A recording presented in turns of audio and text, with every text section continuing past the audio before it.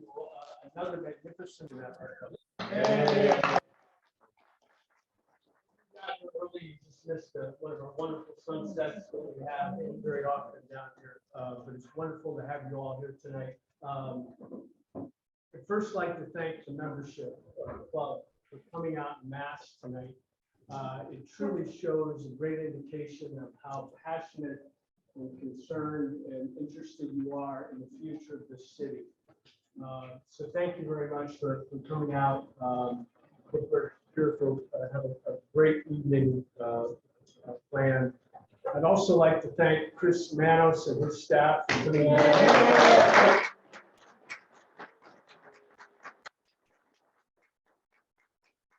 Dedication and attention to detail is what makes this club so special.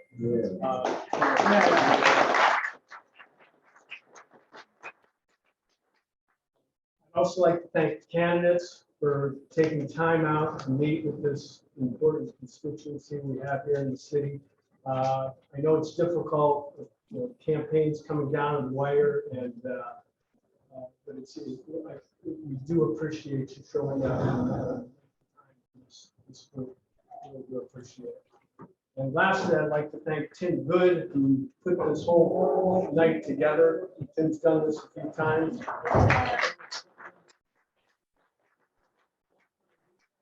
Yeah.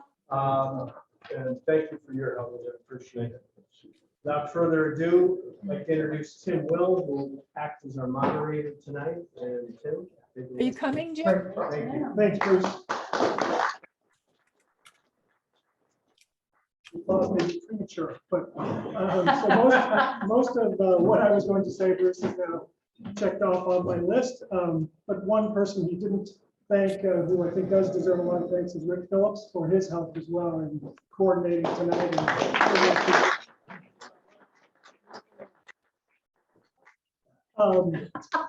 Just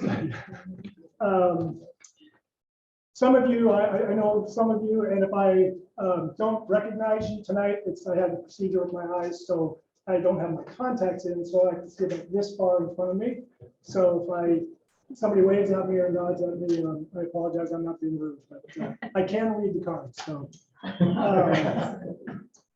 one thing that I'd like to start with is to not only say thank you, but to maintain civility throughout the night. It's, a lot of people are passionate about what's happening, and the election is very important. But if you can all hold your applause until the end, that would be greatly appreciated. Or any comments, wait till the end. So for a couple of reasons, we want to get through a lot of questions tonight, so that you can hear as much as possible from the candidates and you can learn more about the candidates. You will have a chance at the end to give your applause if you'd like. The general ground rules for tonight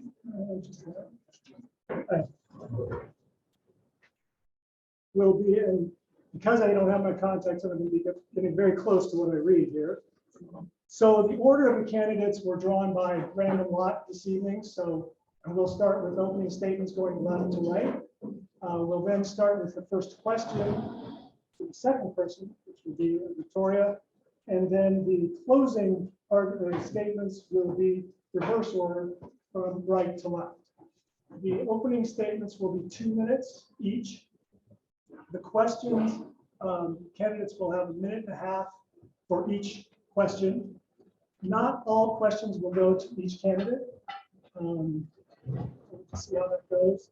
And then the closing statements are also 2 minutes. So I think that's my last issue. And with that, anything else? Cell phones on. That was, yes, if you can all, see, I can't see that thing. Can you all silence your telephones so that we don't have any interruptions? I think I see a hand. Yeah, when the noise comes from the ocean, make sure they speak loudly so we can hear. Yeah. Good point. So if you cannot hear because of that, and I'll try and turn to both sides when I read the questions so that you can all hear. But if you can't hear, please let me know, raise your hand, and I'll try and read it again. because obviously the question or the answers will make no sense to you if you haven't heard the question.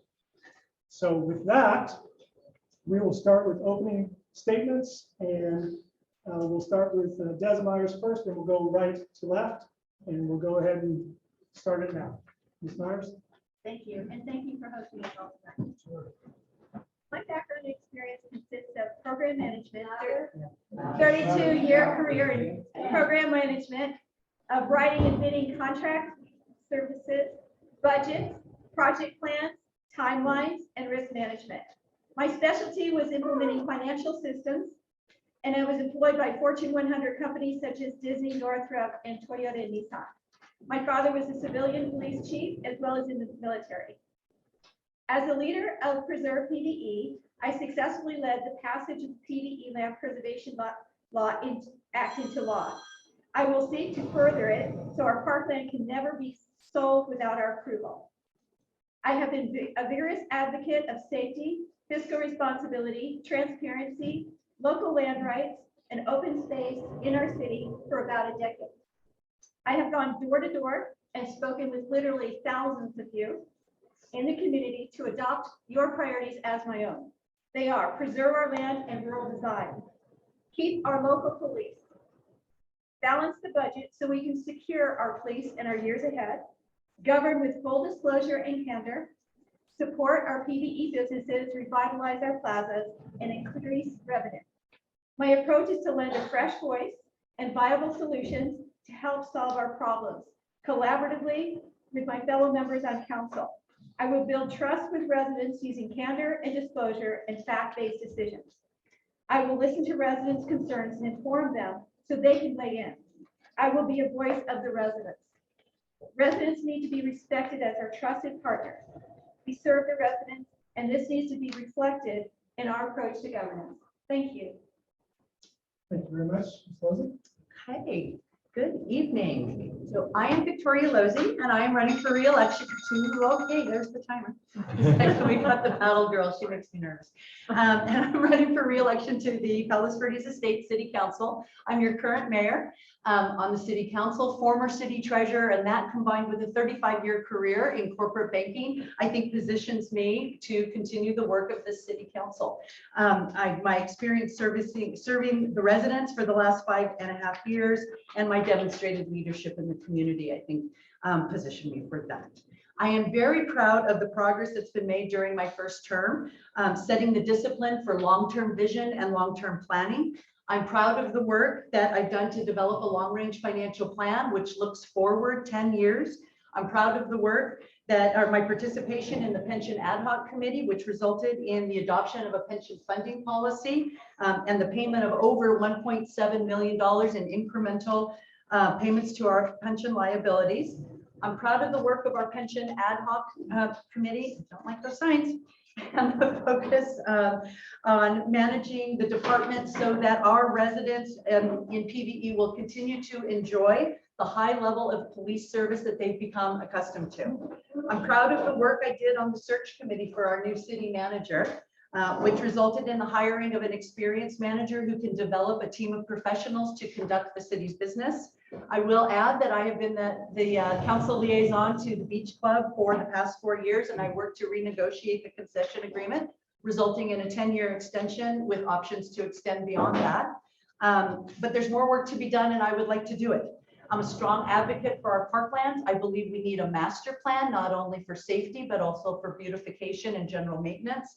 I called for a tree inventory and management plan, which the council agreed to fund $100,000 to get that work done in the coming year. We also need to finish development. When? Are you sure? I had that so perfectly timed. All right.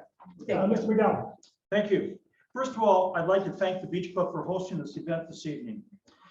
As an incumbent and former mayor, I've been actively involved in numerous civic and professional organizations, including the founding of the Palos Verdes Estates Foundation, the Los Angeles Parks Foundation, board member of the Southern California Committee for Olympic Games, Los Angeles Sports Council, and president of the Financial Executives Institute. My professional career as a forensic accountant includes more than 50 years of professional and and executive expertise. I'm a retired PricewaterhouseCoopers partner and frequently requested to provide expert testimony in federal, state, municipal, as well as governmental bodies. My experiences have taught me to fully understand all the facts, as well as the requirements and skills necessary in team collaboration while working to resolve differences. I'm the only candidate running for council, including those not running, or I'm the only candidate running for council, with a financial background that has earned the following designations: certified public accountant, certified management accountant, certified fraud examiner. I received my undergraduate accounting degree from the University of Denver and a master's business administration from the Kellogg School of Management at Northwestern. My leadership skills and forward-thinking mentality have been a hallmark during my first term. I have been leading advocate in establishing the long-range economic plan. When I took office, the city had no long-range plan, depleted reserves, and no strategy to turn the situation around. In addition to my visionary thinking, I have been a strong advocate for safety and security while being concerned about maintaining the quality of life in PVE. In my spare time, I created the charitable Palos Verdes Estate Foundation that is providing incremental benefits to the city that otherwise could not have been funded. Thank you. Welcome, everyone. I'm Michael Kemps, serving residents as a member of our city council, and last year as your mayor has been a privilege, and I thank you for the opportunity. Engagement is the core function of the council member, and residents are my priority. As a community, we work together and deliver. Joint successes included completing a long-term beach club concession agreement, slowing Butcher Hills developer to pause that project, raising short-term rental fines, limiting oversized vehicles, and formally retaining our local PVE police department. The city's financial position has improved. The general fund balance increased. Pension debt was paid down $1.8 million. A pension fund policy was implemented. Labor agreements that balance compensation, retention, and pension controls were negotiated. Side letter agreements were eliminated, and staffing was stabilized. Character is critical to PVE. We face constant state threats demanding density. I've fought against the destruction of local control and worked closely with PVHA. I supported the local ballot measure. We need a statewide initiative to truly protect our city. The League of California Cities recently refused to support a proposed local control initiative. We need to join the city of Torrance and formally discontinue our membership. Meeting the city's long-term needs with balanced budgets is critical. Non-taxable and taxable revenue must be blended to satisfy long-term capital, pension, and maintenance needs. I look forward to continuing to work with the residents and colleagues to invest in a stable trajectory. Thank you all for coming tonight, and thank you for your trust. Thank you very much. Okay, first, it's a little warm tonight, so I've invited the gentlemen to take off their coats if they want to. That's up to them. So we have the first question, and it will be for all four of you. And based upon the ground rules, Ms. Lozey, you will be first to answer, and then we'll go down, and then we'll end up with Ms. Rose at the end. Okay? All right. So the question has a little bit of a preface. So the question reads: on September 30th, PV High School had its first game ever under the lights for its homecoming game. By all accounts, the game went off without any issues, and the next morning, a large contingent of students walked the streets of Monada Bay to make sure any trash was picked up. Because of the amazing success of the game, the PV High School is hoping to make this an annual event to have homecoming under the lights, one game a year. So the question to the candidates is, if you are elected, will the parents and students of PV High School receive your support for having their homecoming game under the lights on an annual basis? Ms. Lozey. Sort of a big preface for kind of a yes or no answer, right? So I feel like I should have to say more than yes. Yeah, I have 4 kids that went to PV High, and of course they were all very jealous when I told them that the game was last month was under the lights, especially the cheerleader daughter, who probably always had dreams of cheering under the lights. Yes. I think that, yes, I think that that ended up being a little bit a bigger deal than it needed to be. I mean, you know, we have a process for applying for a permit for that. And so I just would like to see the process followed, because neighbors do have a right to know that it's coming. So I feel like, you know, maybe some people in the area might have been surprised, but absolutely wholeheartedly want to do that once a year, homecoming under the lights. I think it's a terrific idea. Very good. Mr. McGowan? Yes, I would be supportive of an annual event of that nature as long as the process was followed properly. I had a couple of residents that contacted me the morning after, and they were quite upset because they didn't get notice until 3 o'clock that afternoon that the game was going to be under the lights.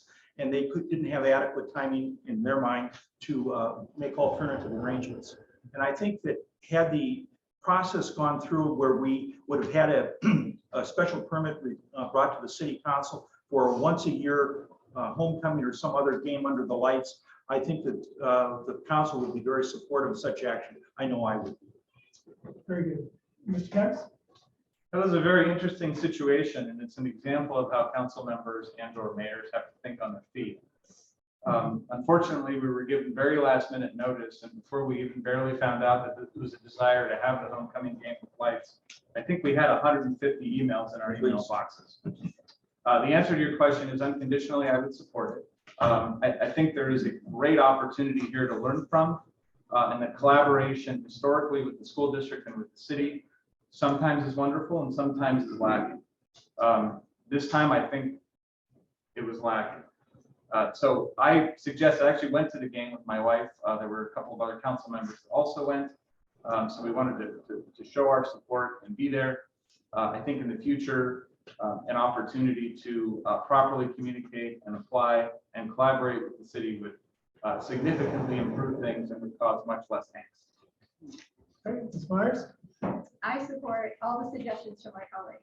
Indeed, it's about communication where the neighbors may have one expectation and it's properly notified and included in the engagement.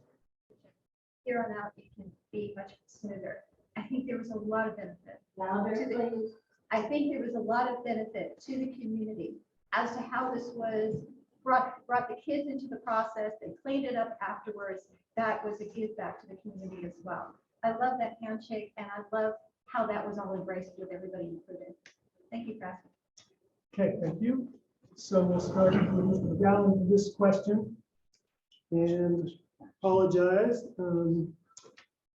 What have you done, actually for 3 of you, it is for Mr. Kemps, Ms. Losey, and Mr. McGowan. Yeah, just telling the candidates who's going to be answering this question. So the question is, what have you done personally to protect city parkland from state mandates for low-income housing? So we'll start with Can you repeat that one more time? Yes. It's tough time. Yeah, absolutely. You got the waves right in your ears. What have you done personally to protect city parkland from state mandates for low-income housing? And we'll start with Mr. McGowan, we'll go to Mr. Kemps, and then Ms. Lewis. First of all, I am not aware of any threats of utilizing parklands for any low-income housing in our community. I believe that the SB 9, the SB 10, the Sacramento laws pose some serious considerations on our community, and I'm concerned about those as it relates to fire management and egress ingress to our community. But as far as doing anything with the parklands, I'm not in favor of doing any of that. Thank you. Kemps? I unconditionally support and have actively protected our parklands. The nuances here are that we have CC&Rs and the municipality of the city. That the CC&Rs need to be defended and protected, as well as collaboration between the city and Palos Verdes Homes Association to protect that. In terms of what I've done personally, beyond parkland, but into the regular residential lots, when I was mayor, SB 9 passed. I collaborated with our legal counsel and with PVHA, and initially, prior to the passage of the Local Land Act initiative, we refused to support lot splits and continued utilizing the requirement that the our/Palos Verdes Homes Association stamp be on building plans. I think we could stop there. Okay, very good. Ms. Lozey? I'm Probably piggybacking off of David's comment a little bit, I'm struggling to kind of validate the premise of the question because there's never been anything that talked about putting low-income housing on parklands. So when you talk about SB 9 and SB 10, I mean, SB 10 doesn't really apply in our community. SB 9, that has to do with existing lots being split into two. So for me, I have always, when I ran 4 years ago, opposed any sale of parklands. I support getting encroachments off of parklands, things like that. So I'm hearing that piece of the question.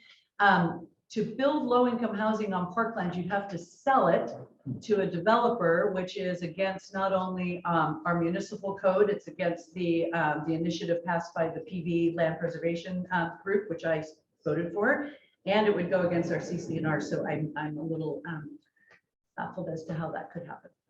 Okay. This will be for all four of you, and we'll start with Mr. Kepps and then work down this line left to left, right.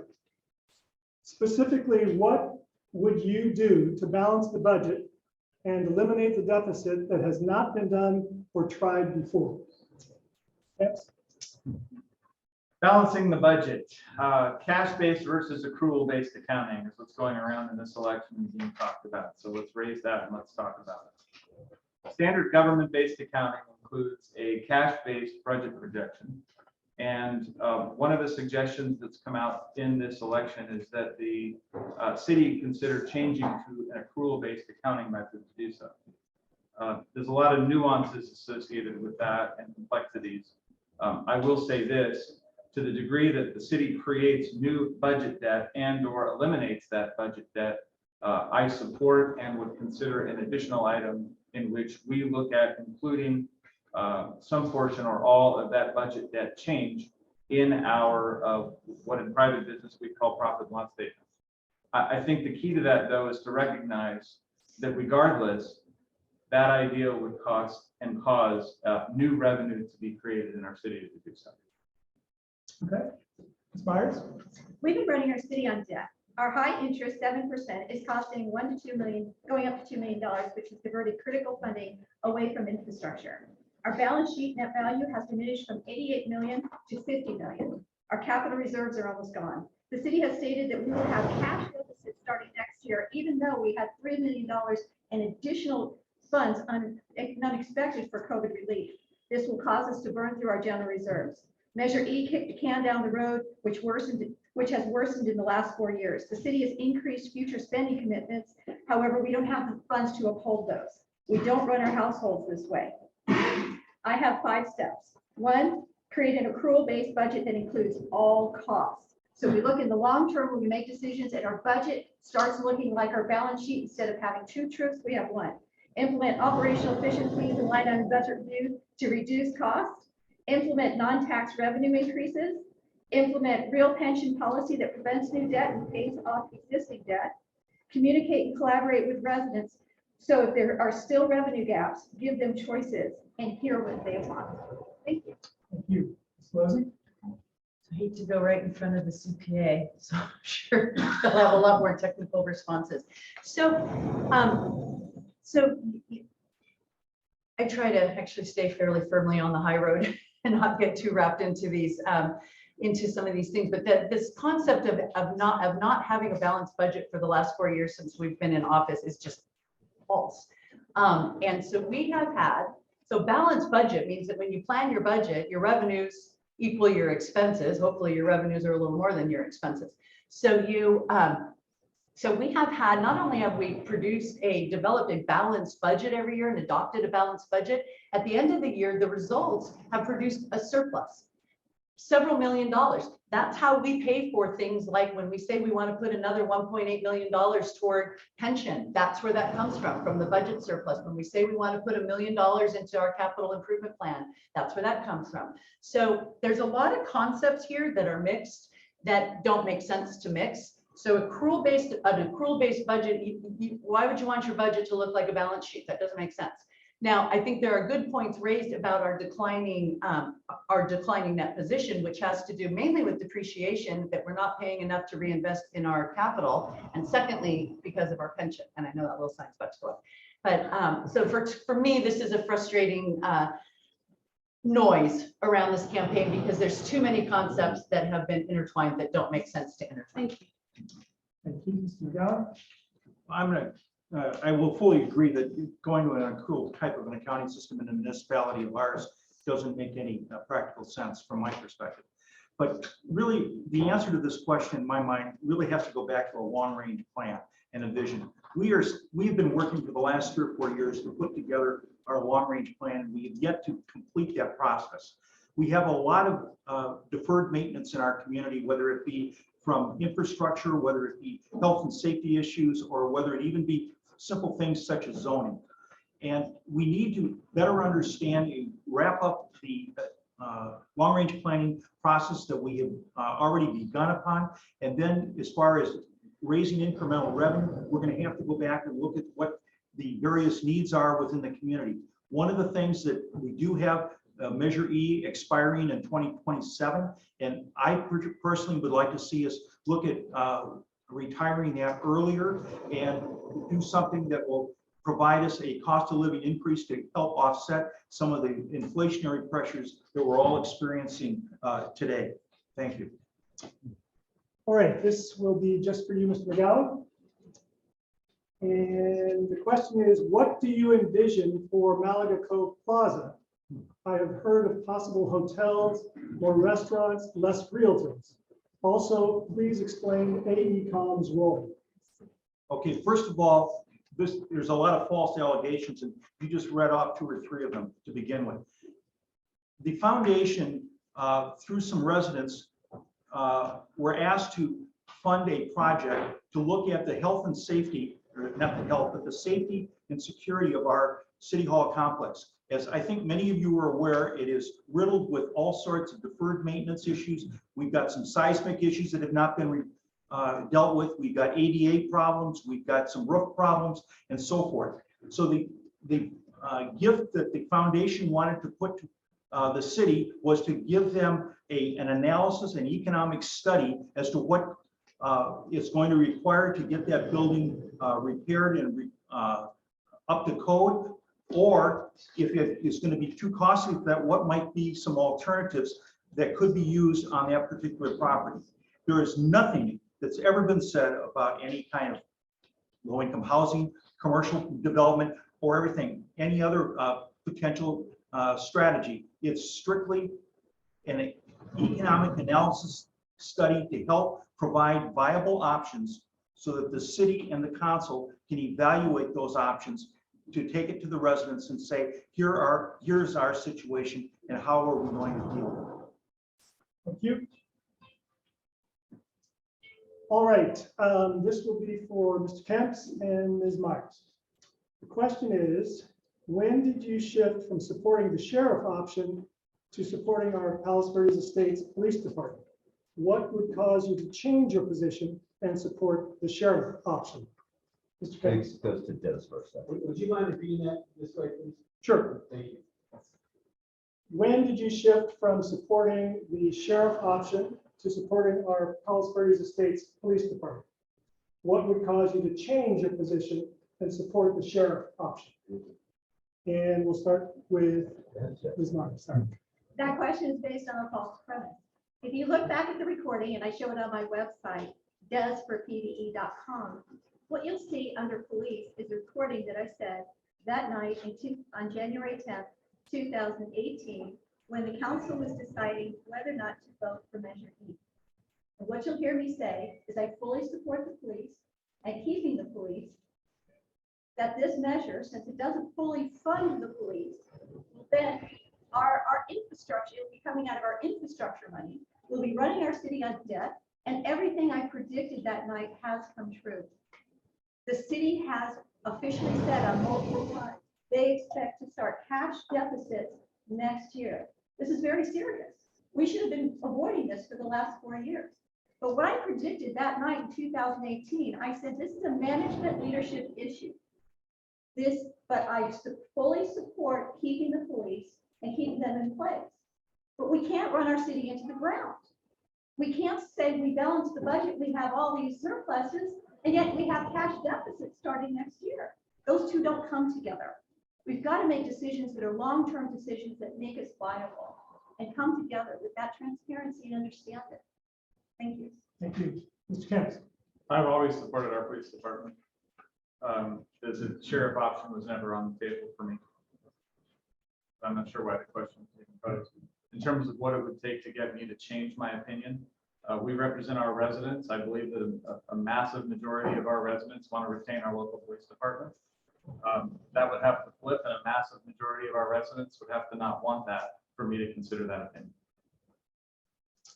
Thank you. All right, this is for all four, and if I'm right, we're starting Ms. Losey. Okay.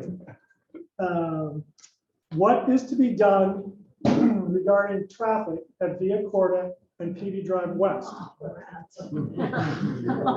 Expensive traffic officers failed roundabout traffic signal. Number one. Geez, in a minute and a half. Okay.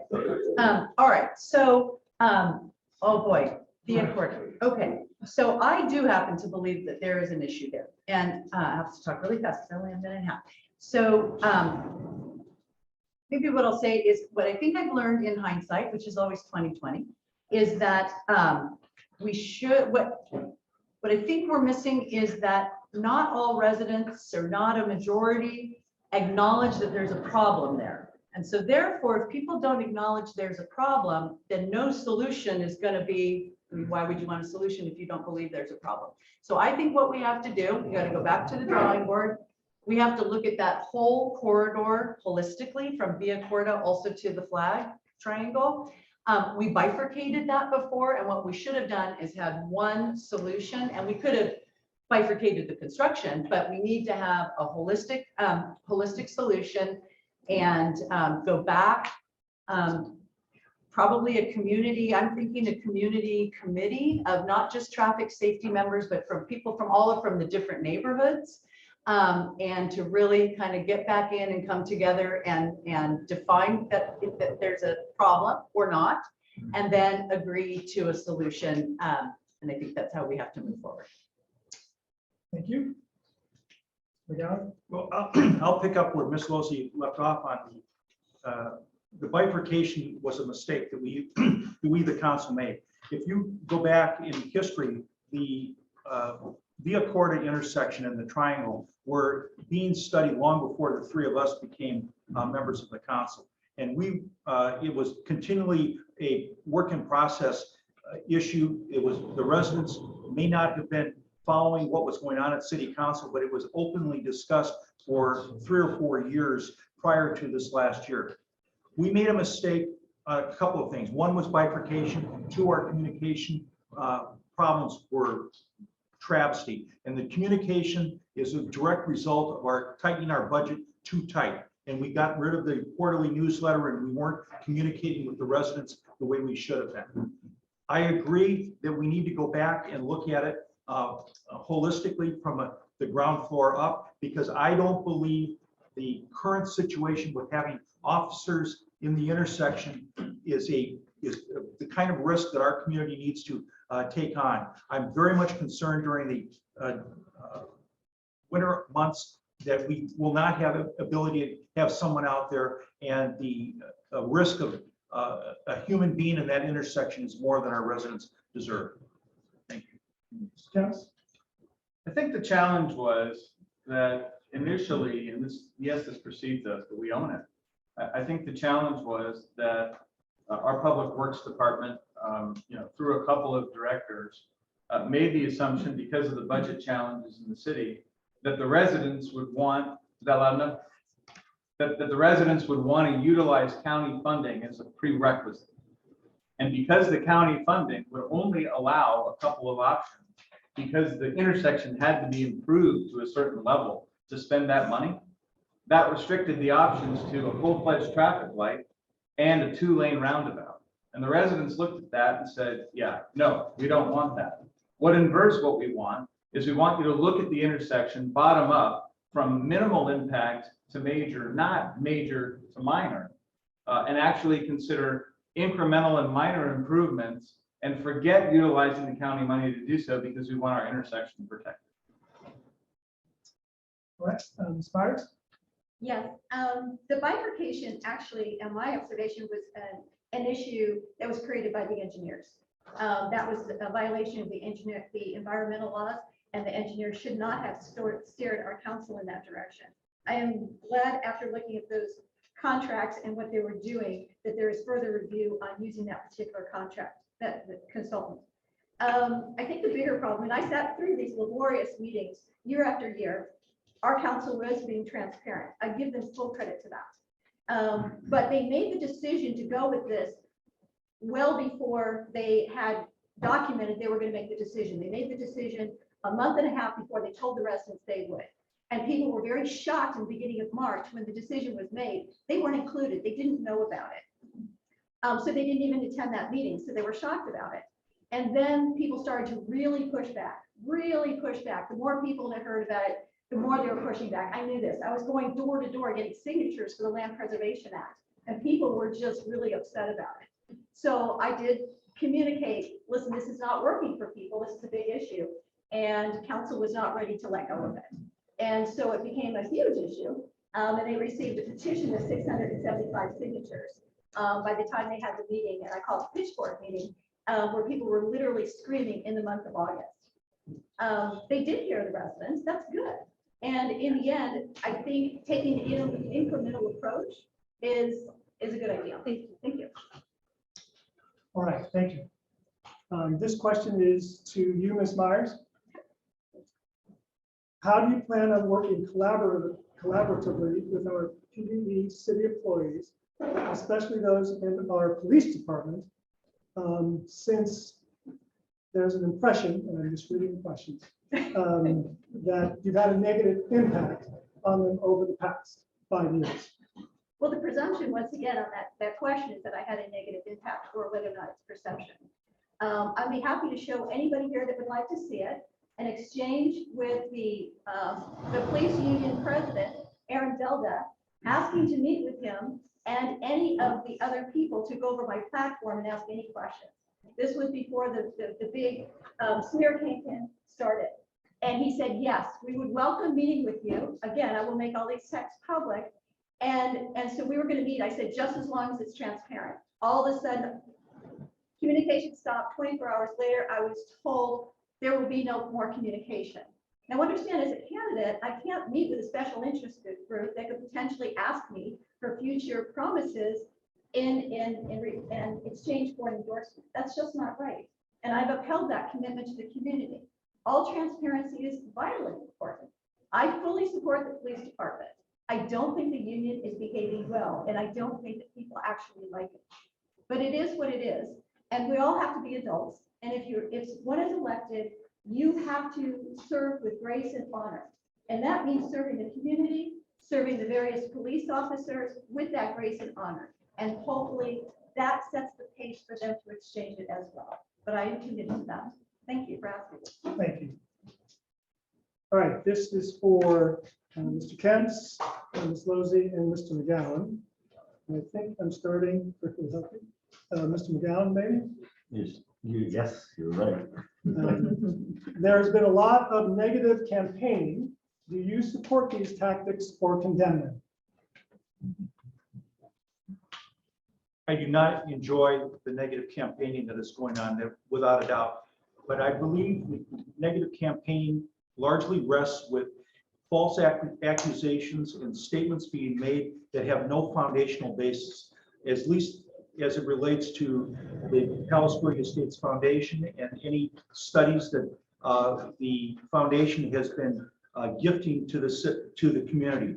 The smear campaign, I will use that word since it's already been brought on the table, to allege that there's going to be low-income housing or an 8-story property built in Malaga Cove is so ridiculous and ludicrous that it doesn't warrant comment. Thank you. All right. So Mr. Kent, can you call the question? I do. Okay. I think we have to keep our sense of humor about us, and I think we have to realize that this is a political election. And the key thing that I think we have to remember is this will be a short period that we need to focus on pulling together and coming together. Some may have noticed that I had a funny card drop in the mail today. And let me just say in front of that. Disgusting. And Okay, hold on, hold on. Yeah. Hey. Let's, we're gonna keep it civil, understand it. Motions can run high. Let's just keep it civil, and Mr. Kemps, please continue. The claim that that card is sexist is insulting, and it isn't. We'll move on from that. I think that we need to focus on the fact that we need to keep our senses of humor. I think we need to get through this election, and the most important question that needs to be asked, and I'll answer it, is regardless of who wins the election, are the candidates that are presently here committed to working with each other to focus on and work on our city's challenges and problems? My answer to that question is unconditionally yes. Thank you. Ms. Lozey? So the actual question was, do you like the smear? Do you like smear campaigns? I forget what the actual question is. question too. I know I answered.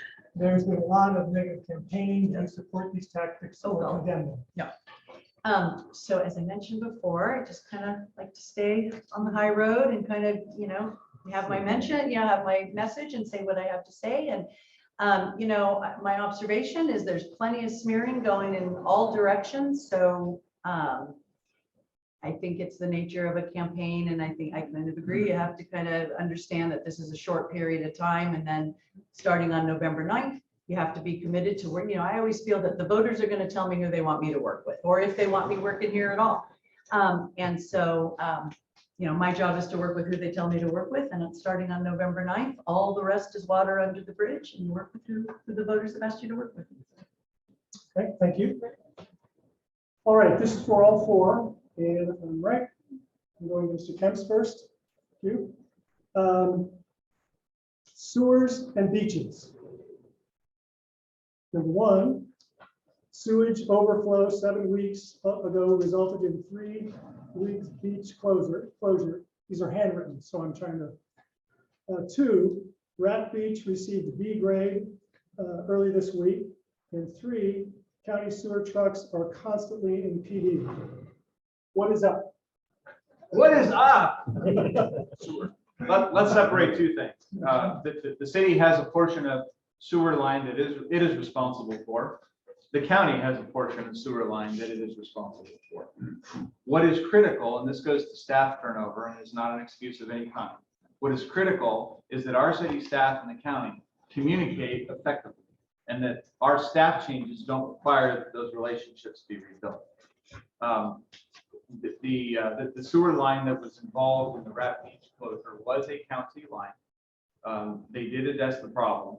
I think that we need a greater inspection and understanding of those that we are responsible for as a city. And by the way, when those are upgraded to a certain size, the responsibility for those is transitioned to the county. So we need to understand the financial impact of that and have a progressive timeline in which we address those, and also improve our communications with the county so that we are responsive in a timely manner. Okay, very good. Ms. Myers? I agree with everything Councilmember Kemp just said. And just to be clear, when we upgrade to a different size sewer line, then they take over the responsibility. And once we've upgraded all of them, they own the whole thing and we don't have to pay for it anymore. But I am glad he brought up the challenge we've had with staff retention. This is something that started in 2019. And I put the recordings on my city site. And it's been quite a problem for the city.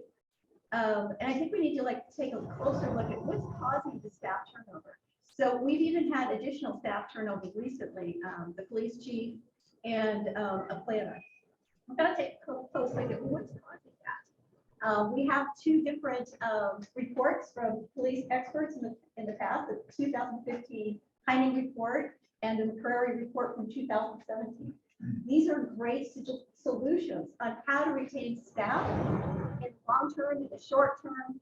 And I think we need to dust all these reports off that we have from the consultants and start solving these problems. That staff turnover has been huge. Another thing is that we don't have digitized records. And because we don't have digitized records, there's no need to search for records. We need to digitize our documentation up to the 1990s at least. And so it's searchable. We couldn't even find a zoning report, a zoning map for the city. So I think there's great opportunities to save money by putting through efficiencies and also linking back with those employees and understanding what the issues are. Thank you. Ms. Lozey? Okay, so back to sewers. So I actually, the observation of whoever sent in that question, actually, I've had the same observation. All of a sudden, the LA County sewer trucks are around a lot more. And so we do, Councilwoman Kemps is right, there's a portion that the city's responsible for, and there's a portion that the county's responsible for. And we're very focused on our portion, of course, naturally. And we talk about, that's when we talk about capital planning and the capital spending we do every year, it's maintaining our infrastructure, our sewers, and our streets. So we're very focused on our piece, and you will see in our capital plan that we talk about having really a sewer master plan. You know, you got to get a camera in there and look and see what we've got. But what has popped into my head recently is that I think we need to go back and be equally focused on how to keep LA County accountable for their work, because I think our tendency has been to say, oh, that's the county, they'll take care of it. I'm like, oh, okay, that's fine. Unless they're on your street every week, that's not good. So that to me has kind of moved to the top of my list of kind of little red flares going off on the side of my brain saying, you know, we need to sit down with the county and understand why I mean, I know why their lines are going bad. They've got tree trunks in them and they've got, you know, all kinds of stuff in it. But yeah, I think we need to refocus our priority on that. Thank you. Miguel? Okay, let me start off by saying I sit on the board of the LA County Sanitation District, and I'm going to differentiate. There's a difference between the sanitation district and the county that maintains the sewer lines. The situation that we had here that caused the closure of Rat Beach had to do with some resident, I don't even know who, this is what I was informed of, that was cleaning out their lines, and they pushed a lot of the roots and so forth into the main sewer line, and we had a rainstorm shortly thereafter. And it caused the backup and this overflow that went into down into Rat Beach into Malaga Creek. And the sanitation district was on site within hours after this situation took place, and they remediated it very quickly. The reason the beach was closed for 2 or 3 weeks was not the sanitation district, it was not the county, but it was our health department. It was the LA County Health Department that was monitoring the orgasms or whatever they monitor regarding the closure of the beach, and they kept it closed for a couple of 3 weeks, and they're still having a difficult time getting accurate readings. But it doesn't, it may be somewhat related to the initial situation, but that situation was actually caused by one of our residents who didn't properly have their sewers cleaned out. Okay. Thank you. All right, next question is to Ms. Myers. Okay. If you have always supported the police, why is the police association actively campaigning against you? I think that they are best to answer that. First, why didn't they want to meet? I still would like to meet. And I think that that's really important that we understand why they have that concern. I did meet for 2 hours with the police chief. It went quite well. Christine was there as well. And one of the things I asked him what he thought. And he said, well, whenever you talk about financials, you sound like they perceive it as anti-police. In other words, you talk about pensions, they see it as an anti-thing. And I said, but why? I'm not talking about them. I'm talking about how to solve the problem and that it is a problem. And he said, well, you're the only one that's saying it's a problem. I said, but we're not going to be able to pay their pensions unless we deal with that. He said, so from now on, when you talk about the police or the financials, say at the end, you support the police so they don't have that perception. And I thanked him very much for his advice. And so from now on, when I talk about pensions and financials and how we're going to make it all work, I will add on, I support the police. Thank you for asking. Thank you. All right, this is for all four. And I think I am starting with Ms. Myers. All right. As you all know, The annual parcel tax funds that were allowed pursuant to the passage of Measure E are scheduled to expire after the 2026-27 fiscal year. That would result in a drop of the city's revenue by approximately $5.5 million, funds that are dedicated to locally controlled law enforcement services.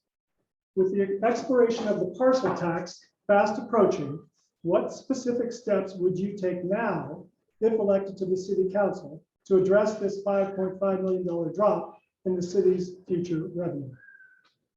Thank you for asking. And actually, I went step by step on my website, desforpde.com. If you look under financials, I lay it out. The fact is, we should have used the last 4 years to actually move us a bit closer, because that's why we're 1 year away from cash deficits. Residents need to know what this means. We don't have a solution in place, and we're further from it now than 4 years ago. What we need to do right away is start meeting on this issue and moving it forward. We have a huge gap, and we have another gap with our infrastructure. And all of this needs to be talked about, and we need to move those decisions along. Thank you. Ms. Lozey? So I think the most important tool, and the tool that the three of us have spent the last 4 years designing, is the long-range financial plan. And the point of the long-range financial plan is to be able to demonstrate to residents, here's what our revenue stream is, and here's revenue growth going up for 10 years. Here's what our normal operating expense growth is and what that looks like going up for 10 years. And then here are the other priorities, and never mind the unexpected things that pop up, but the other priorities that we set of tackling our unfunded pension liability, bringing our parklands and open space up to snuff, and prioritizing our capital improvement plan and coming up with a funding strategy or funding policy for that too, so that we're putting money away. So I think residents are smart people in this town, and I think you can set that down and show them and say, here's the trends, here's where it's going, here's where the $5 million plugged the hole, but that was really probably a short-term solution for a long-term problem. And we probably really have to have open communication with residents to say, here's the picture. So we either need to fund the gap or cut things that we think we don't need. And I tell you that we have cut. So I don't know what that would be at this point. But anyway, I think that the number one tool and number one accomplishment of this council in the last 4 years is that long-range financial plan. And that's the communication tool for going forward when we need to redo Measure E. Thank you. Mr. McGowan? Well, I agree with Mayor Lozey about the long-range plan is a critical component to this. And we have to get all of our needs identified. And as I indicated earlier, our city hall has some real safety issues that have to be addressed and addressed sooner rather than later. When you look at Measure E, which is the parcel tax that's tied to the police department, if the city does not have that resource, that $5 million set of resources, we're in serious trouble. We cannot afford not to go back through another Measure D failure. Therefore, I firmly believe that we've got to accelerate the analysis of our long-range plan, looking at all of the needs, not only infrastructure, but also fire mitigation and some of the parkland issues that are all tied together. And we need to sit down and educate, work with our residents. And I firmly believe we ought to be considering a retirement of Measure E in November of 24 and replacing it with another parcel tax that is more appropriate for the needs of our community, but also, and most importantly, includes a COLA feature, a cost of living increase. Because right now, every day that goes by, that $5 million Measure E is worth less and less in the spending of our community. Thank you. Mr. Katz? I think we have to look at the history. And when we go back and look at what happened with Measure E, and this is not to place any blame, it's to look forward. I think the key thing that was missed, and I understand that we came out of Measure D's failure and we had to quote unquote, plug the gap. But plugging that gap and the way that it was done had absolutely no escalation in that number. And so here we are, we've been fortunate sort of up to this point. We've had low inflation, and we've been able to cut expenses and somehow create cash surpluses and pay down debt. As everyone's noted here, that's not going to continue. because the inflation numbers are going to continue to be a problem. We have to face the fact as a community that what we want and what we utilize, we need to pay for. Certainly, we need to address some of this with non-tax revenue and discuss and weigh with the residents those options. Do we want paid parking? You know, some residents absolutely despise filming in our city, even though it brings in revenue. So if we want to enjoy the level of the quality of life and how we're living in TVE, we need to pay for it and fund it. And it's our job to educate you and bring you up to speed, but then also get your feedback and your opinions as to how that should go. All right, thank you. I think Mr. McGowan and Mr. Kemp have kind of answered this question just now, so I'll address this to Ms. Myers and Ms. Lozey. Do you support additional taxes to support our PDE police? I support whatever the residents want. We're here to serve and we work with them. What we need to do though, before we can get to that point, is we need to prove that we manage money well. And that's not what we did with Measure E. There was a secret meeting, it's on the city site, that was planned on April 11th, 2015 to tax stack people after they got Measure E through. That's not appropriate. You need to tell people the whole truth and treat them like adults. The same thing happened with Measure E. Everybody knew it wasn't enough money and they were going to have to come back. People deserve the whole truth. So going back to what do we do? It goes back to, let's start with operational efficiencies. Well, the fact is that we have extra money because our staff quit. And now they're filling those positions. If you listen to the recording of the city manager at the budget meeting, he said, we're not going to have that anymore because we're going to fully fill all these positions this year. And then that's why we're going to have the deficits that we're going to have. The other reason we had the extra cash is the one-time influx of the $3 million from COVID. We need to plan ahead. These are problems. So the first thing we do, operational efficiencies. We don't need 200K plus compensated directors over 3 employees in the planning department. We need more people doing the work of the planning and less people watching it. I put a number of other suggestions on my website about how we can start saving money and managing it better to also improve our reputation. That we manage money better, we got to come back to it. Thank you. Ms. Lozey? So was the question back to the Do you redoing support- Measure E? Do you support raising taxes for? It's kind of the same to as the support question our before, right? PD? Yeah. It was. Oh, to support the police. Well, Yeah. well, of course, back when it was Measure E, of course, I famously said the Measure E should have been the entire cost of the police department. But yeah, I mean, I think I answered that already when I talked about that, you know, showing and kind of piggybacking off of Ms. Myers is you have to show the residents the whole picture.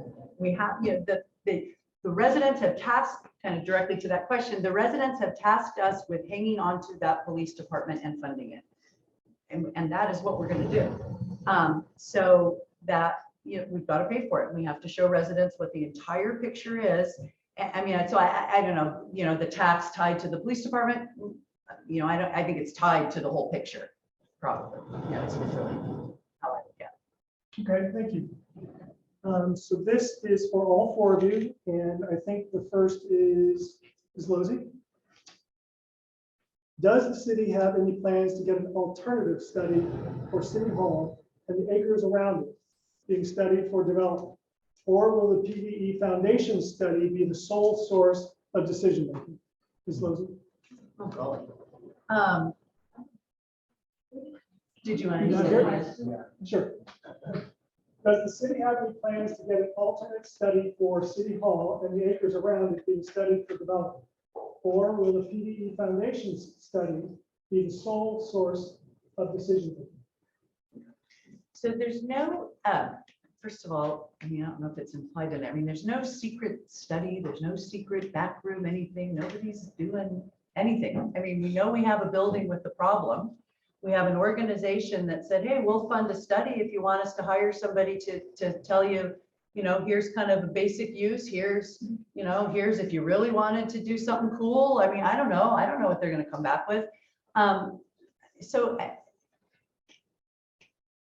I think we are so far from, and I know Councilmember McGowan won't be happy about this, but I mean, I think we are so far from really doing anything with that City Hall. Yes, There will be studies upon studies. There will be community meetings upon community meetings. Any change to that building is a huge change to our city. So of course, we're going to have community meetings.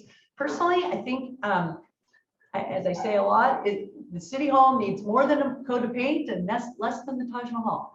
So somewhere in the middle there, we have to develop a decent place to work, because you're all business people. It's hard to recruit people right now. We bring them into that building and it's a horrible place to work. So who's going to work there? And then we have our police and fire are downstairs and they need a new facility. And so we need to look at a practical solution for the way we work and the way we deliver services to the city. So yes, there will be studies upon studies for that. Thank you. Mr. McGowan? Well, first of all, the study that AECom is currently undertaking is an economic analysis. It is not a study to design a building or to tell you what it's going to be A, B, C, or D. It's looking at the economic viability of what is facing our city. Number one, the building currently exists, and Victoria just alluded to it, has a number of serious considerations. It's not up to code. And anytime we do the first bit of work on that building, we're going to have to bring the whole thing up to code at once. It's a 65-year-old building. The building does not adequately house our fire department. They can't get the current version of the fire trucks into that garage. It has also got seismic problems that if we have another shake, rattle, and boom, and that building were to collapse or some part of it, your police and fire all go out at the same time. And therefore, the foundations aspect was to help the city look at economic needs of what that building is going to require, and say if it's going to be more costly, and if we needed to build a public safety building, what are the economic options available? But it's strictly from an economic perspective for a variety of considerations. There's no set plan anywhere, and it's a long way from having a resolution. Thank you. Mr. Kent? Let's provide some value by adding a couple of things rather than repeating. Number one, for those that don't know, LA County is on the hook in their agreement with the city when the city outsourced fire and took away its own police department and went to the county. There is a schedule in that agreement, I believe, for 2040 with a scaling down percentage starting with 80% currently, that the county is committed to having to pay for to replace their fire station. So that certainly would have to come into this analysis. It does. Number two, AECom, other vendors. Personally, as an individual council member, I would never accept either A, only one vendor, B, I would never ever vote for supporting one vendor doing development that made recommendations. And number three, I do think that when those suggestions come forward, not only do the residents need to be involved, but we need an alternative analysis to go along with it so that the residents have something to compare and contrast with. Thank you. Ms. Myers? I've seen the actual document that was created for the study that includes acres of open space around City Hall that's being studied by the PDE Foundation, who hired AECom to do the study. I think those kind of studies should be done by the city, not private parties. I also believe that the ad hoc committee, which consists of 2 people on council, that meet with AECom, should allow the residents to also attend these meetings. This is what people mean when they say secret meetings. We're talking about a massive development project. So what is in those documents? And these are the actual documents that came from the city. These documents include housing on public land, rental and sales. It includes a boutique hotel and other commercial ventures. Listen, this may be just a great idea. Fantastic. But why can't we have open door meetings? Why aren't we disclosing this? This is not a smear campaign. These are exactly the kind of conversations we should have. A smear campaign is when you attack somebody's personal character. That's very different. So what we need to do is release these documents, open the door, allow the residents to attend these meetings, and start making these documents open and disclosable. This is a very controversial project, and there should be somebody else looking at it. There was another resident that's an engineer that asked to be that alternate study. He did not even get a response from council. I think that's worthy of a response. Thank you. Thank you. This is for all four. We'll start with Mr. McGowan. Please give 2 ideas on how to increase city revenue. I think there are a couple of ideas that we can look at in increasing city revenue. There's obviously some, low hanging fruit or lower hanging fruits such as parking and increasing fees and so forth. But that's not going to provide any substantial substance to meet the needs of this community. We're going to have to be looking at possibly franchise taxes, possibly utility taxes. We may need to look at other revenue sources depending upon the nature of the investment that needs to be made. If, for hypothetical sake, that we need to do a building or a major renovation that we don't have the cash for because it needs to be done short term, we may have to even consider bonding. But I think these are all items that have to be evaluated when we know what the needs that are going to come out of the long range plan, what those specific investments need to be for, and then we can address the funding for those particular investments individually. Thank you, Mr. Kemps. Number 1, parking study on high traffic areas, the plazas, Bluff Cove, the Sunset visitors. We need the visitors that are enjoying sharing our city with us to help contribute to the cost. Number 2, fee schedule, ensuring that construction and other fees are updated, are current, and are actually covering the real cost of the departments.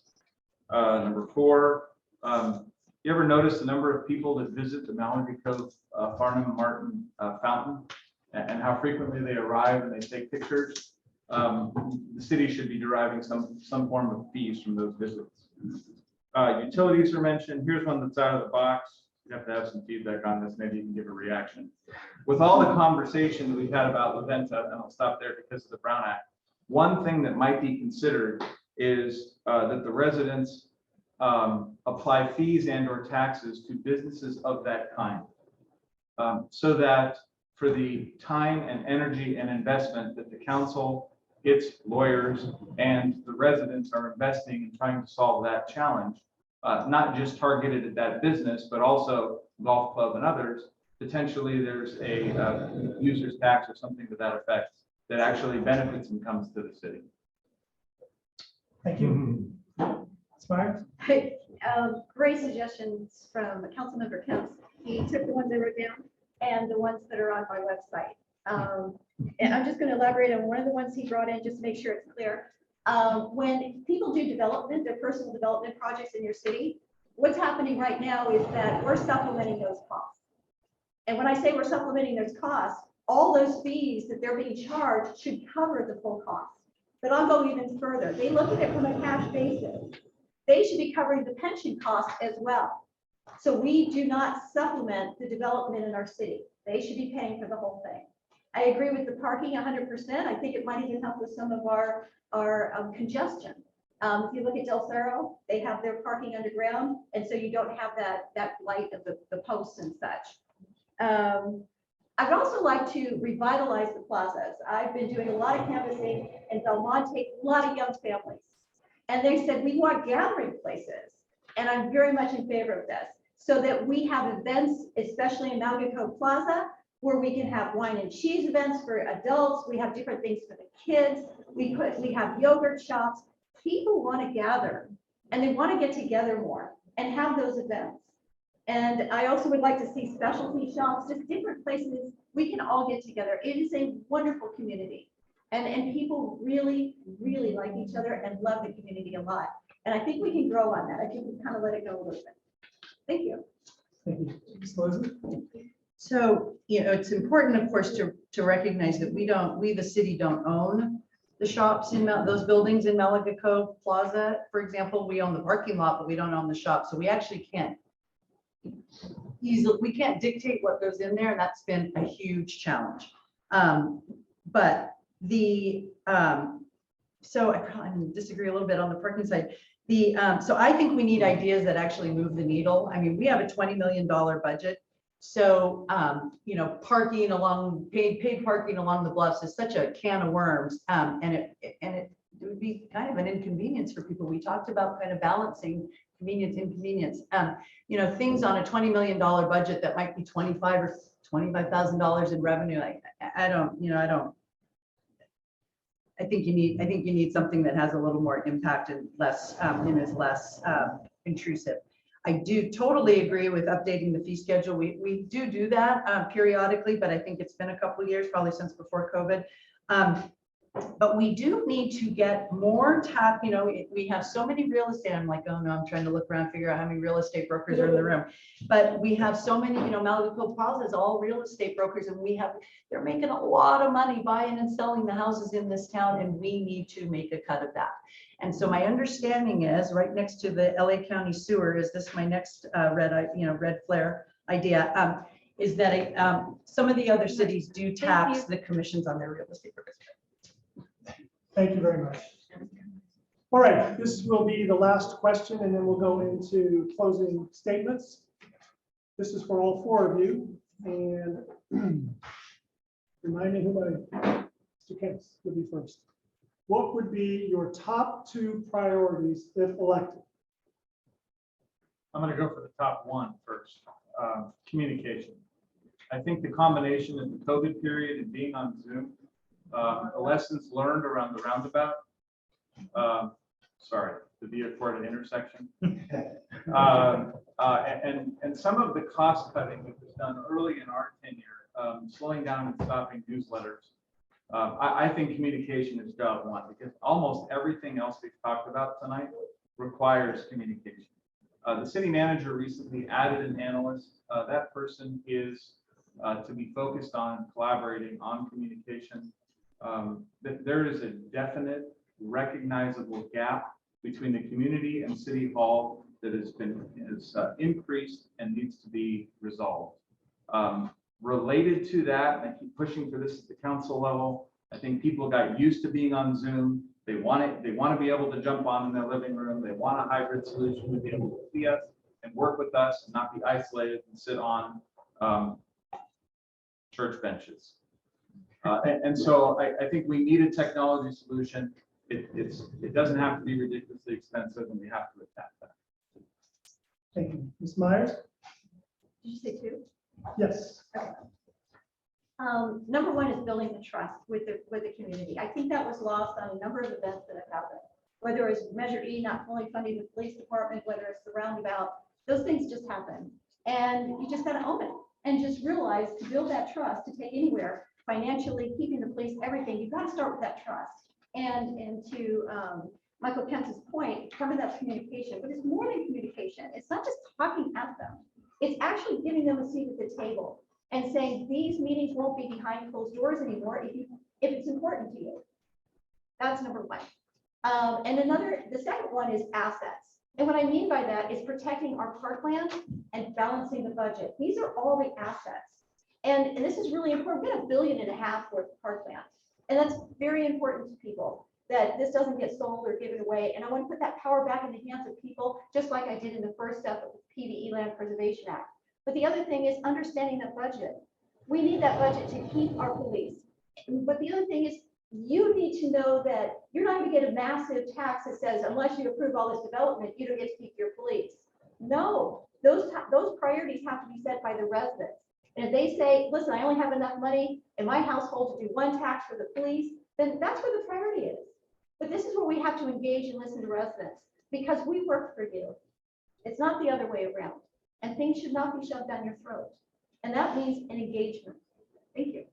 Thank you. Ms. Lozey? So I agree. I'm going to stick with the communication theme, because I do feel like, sometimes just the communication piece is 90% of the battle, right? I mean, probably residents generally have confidence that whoever sits in these chairs is doing a good job, is paying attention, has their eye on the ball. But if you don't communicate to them, then how do they know? So I do think that is critical. I always tell people I still get a Daily Breeze every day, and I actually read it and I flip the pages. I know everybody else is more electronic. I think we got to bring back the newsletter, things like that. But I think that I talked about the importance of bringing in our city manager, and it's really important. We have tasked him with developing an organizational structure that delivers the services that the residents want professionally, but it's got to be a cost-effective, affordable model.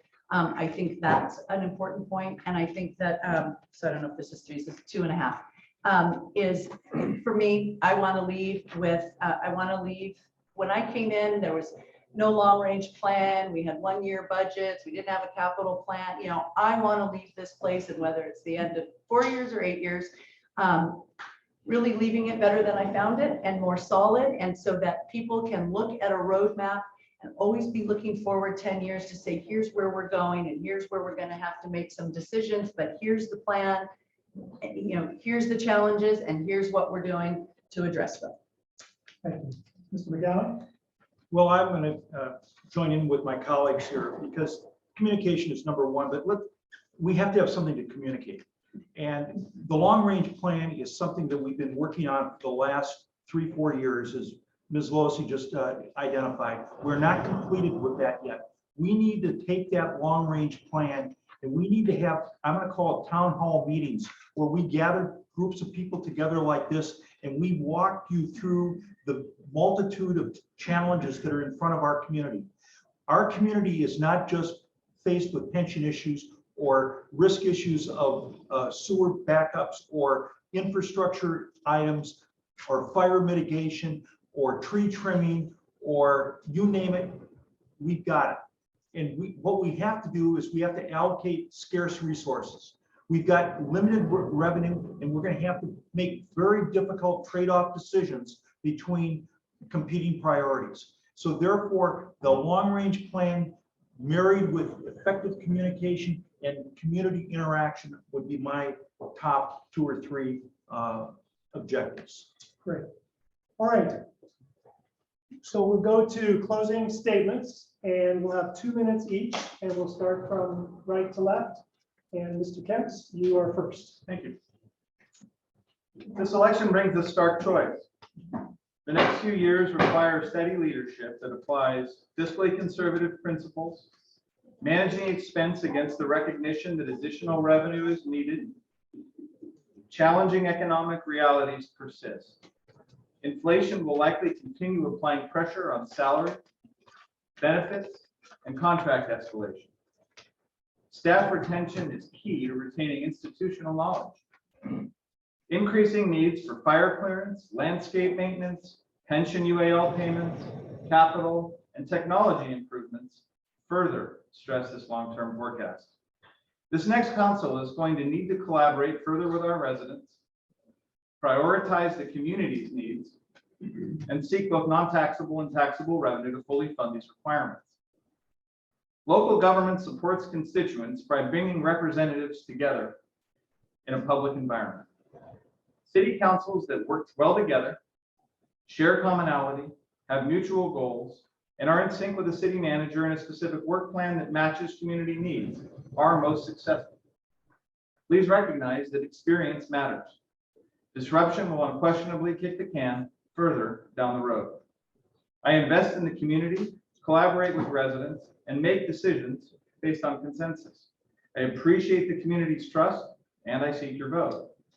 I appreciate sincerely the Beach Club for graciously hosting us this evening. I thank you all for your collaboration with me as one of your city council liaisons, and I thank you for the opportunity to continue engaging as your representative. Thank you. Mr. McGowan? Thank you. I sit here tonight as a neighbor who has resided in this community for over 27 years. And I have never been more disenchanted as I am regarding this election. The Palos Verde Estates is a very special community, and to witness an election that is fraught with as many misrepresentations, fabrications, slanderous statements, twisted facts, and blatant inaccurate statements is appalling to me. I encourage each of you to fully research each candidate's background, record, and accomplishments before you cast your vote. My previous commitments regarding financial vision and leadership, along with my vision for a community foundation, have been realized. Our council has demonstrated collaboration and positive progress. I believe that the incumbents are the winning our challenge and for our future. We are positive and refute the dark clouds of negativity. I believe this is what our residents want and desire. I ask you to join us to move forward with hope and civility to ensure the special character of our city remains. I'd like to also thank the Beach Club for their hospitality this evening and the opportunity to meet with you. Thank you. Ms. Lozey? Yes, I also thank the club, and good questions, everybody who shot those in there. Those were thoughtful, good questions. I am running for re-election because I strongly feel that we need to keep experienced leadership and continuity on our city council. I am incredibly proud of the progress made during my first term. We have made great strides tackling long-term financial issues while protecting our residents and maintaining the special character of Palos Verdes Estates. I have worked hard for the residents to address our financial issues, developing the long-range financial plan, adopting a pension funding policy, initiating a 10-year capital improvement plan. But there is so much more work that we do on your behalf to make this city run as smoothly as possible. We support our community-based police department. We protect and maintain our parklands and our open space. We maintain our infrastructure, streets, sewers. We uphold our neighborhood compatibility ordinance. We protect our city from state housing mandates and legislations. We spend a lot of time thinking and planning on your behalf. The key to everything that has been accomplished has been the spirit of collaboration that is brought to the table by this group. Leadership is not about the individual. It's about bringing people together of different thought, even people who are opposed to each other. And I would say you especially want to bring people who are opposed to each other to the table. And you need to lead to solutions that work for the majority. Pointing out problems is easy. Finding solutions requires working together. It requires playing nice in the sandbox. And again, collaborating for the betterment of the community as a whole. So vote for me is a vote for experienced leadership, financial responsibility, and open communication with residents. I appreciate your confidence in me in the past, and I humbly ask you for your vote to serve for another 4 years. Thank you so much. Ms. Myers? The smear campaign was a distraction from promises made 4 years ago to balance the budget, increase transparency, protect our land, and rural design. Residents need leadership, not strict smear campaigns. I've remained focused on the issues. We need leadership to take the high road. Last fall, I provided the council a petition of 320 signatures asking them to move forward with the PDE Land Preservation Act. They declined. So I led the preservation team and got it to getting it into law. We need to mitigate our critical issues to move forward. Abate excessive staff turnover that began in 2019 continues today. Balance the budget and secure the police in the years ahead. The city projected cash deficits begin next year. We made financial commitments in the last 4 years that are unsustainable. We must stop making commitments without first acquiring the funding. We don't run our households that way. We need to restore trust lost on financials, the roundabout, selling parkland, and now the PDE Foundation's project. Improve communications with the residents and ensure that they have a seat at the table. I will work collaboratively with the council, staff, and residents to solve our problems. Residents are our trusted partners, and they deserve full candor. I will be a voice for the residents and bring the community together to help build trust to solve our problems. Thank you for the Beach Club very much for tonight and the questions. Great. Thank you. It's been a privilege to be the moderator tonight. And I want to thank all of you for your civility tonight, the good questions. I want to thank the Beach Club staff again, Amanda and Chris and Gia, I know is in the background, so thank you to them. And most of all, let's thank the candidates for willing to serve our community.